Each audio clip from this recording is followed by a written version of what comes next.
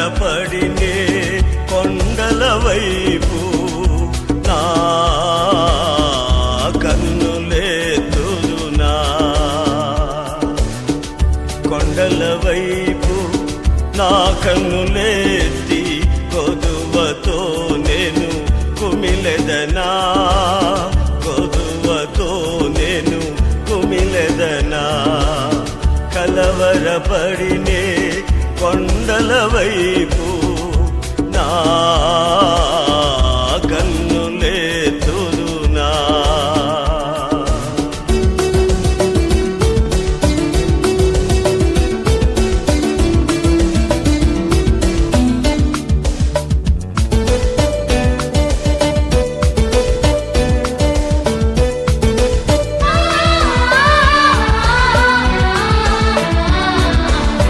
నీవు నాకుండగా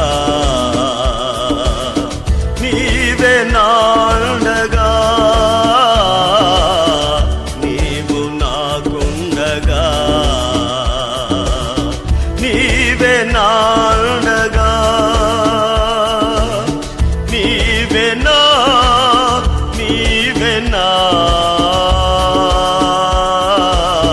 నీవే నా నీవే నా ఆత్మదాహము తీర్చిన వెంబడించిన బండవు.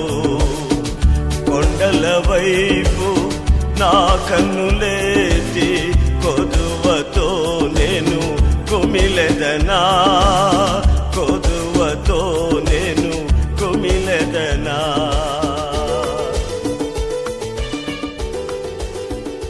ఎడారిలో ప్రవాహములు. దేవుని పనిని ఆలోచించుడి. ఆయన వంకరగా చేసిన దాన్ని ఎవరు తిన్నగా చేయగలరు?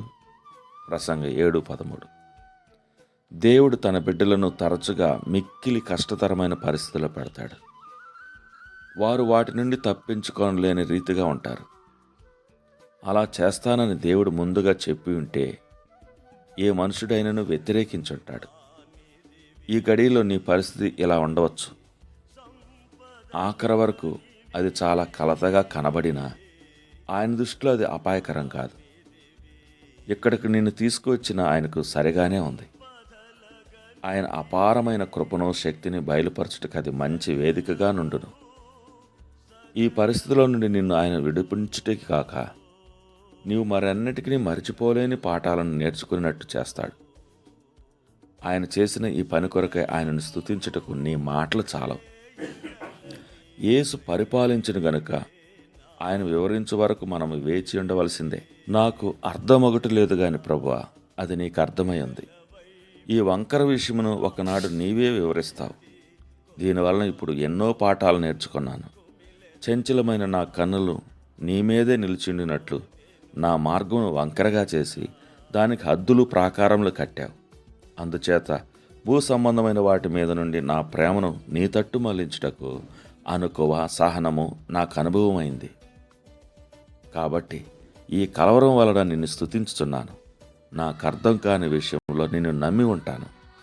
ఈ పరీక్షలో నన్ను యోగ్యునిగా ఎంచినందుకై ఆనందిస్తూ నన్ను నడిపించి నీ హస్తమును హత్తుకొని ఉంటాను.